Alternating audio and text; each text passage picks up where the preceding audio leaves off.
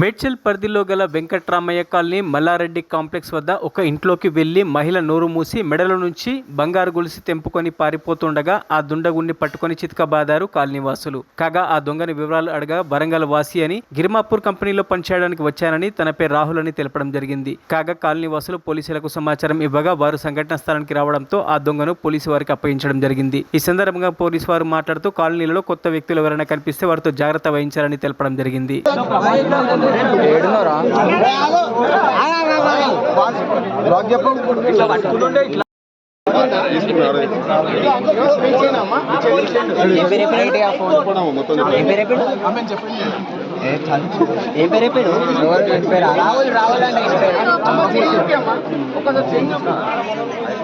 ఏమన్నామా నడుచుకుంటూ వెళ్తుర్రా మీరు?